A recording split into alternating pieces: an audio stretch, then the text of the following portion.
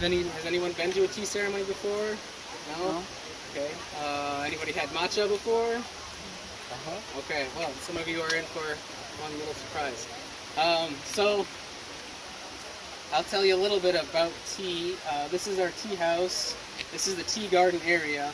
So, the idea in tea really is to like dust off the dust of the world and just escape the everyday life and focus on being in the moment. So the idea with the tea garden is there's this little marker over there that says Horeyori Yamamichi, which means from here, the mountain path, basically. And so the tea hut is way out in the mountains, away from all the hustle and bustle of everyday life. And so you, as a guest, will come and walk through this tea garden, and it's a way for you to kind of just let everything go and get prepared for being in the tea ceremony and just and being in the moment and concentrating on focusing on all your senses. And so ahead of time, the host will prepare absolutely everything. It's usually very seasonal, so there'll be a flower arrangement in the tokonoma there, and a scroll. Usually the scroll would be, depending on what guests are coming, maybe a painting that they know the guest would enjoy, or a Zen statement that they think would be applicable to the guest. So everything is based on being a great host and giving the most that you can to your guests. So you give them a great picture to look at, you select tea bowls that you think they would enjoy, you burn incense you think that they would enjoy. So it's all about being a good person and treating your guest with respect. And so that's all prepared ahead of time by the host. And as a guest, you're walking through the garden and getting ready to be in the tea ceremony. And so across this rustic bridge over here, and then over there is called a machiai.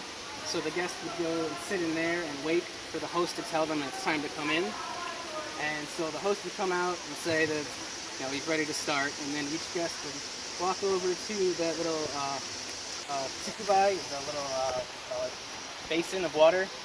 And there's a little bamboo ladle. There should be one. So each guest would take a scoop of water, and then they would wash each hand, and then they take a scoop in their mouth and gently spit it out. And then with the last bit of water left in the ladle, they would hold it up so that it washes the ladle for the next person to come along. So that is kind of another thing, like walking through the garden, to dust off the dust of the world and just kind of focus on the moment. So after that, you're ready to go into the tea house. Most tea houses don't have really open doors like that. There's actually a very small square door that requires you to walk in on your hands and knees. And that's significant because back like 500 years ago, when this all kind of started,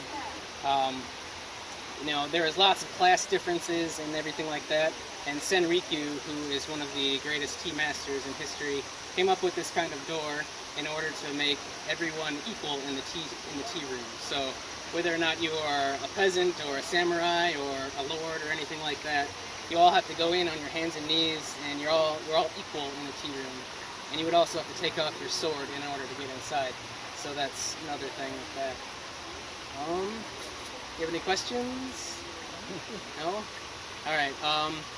So there will be a person at each location that'll tell you more about what the host is actually doing during the ceremony. So with that, I will start. I'll ask the guest house people to just stand right here, and then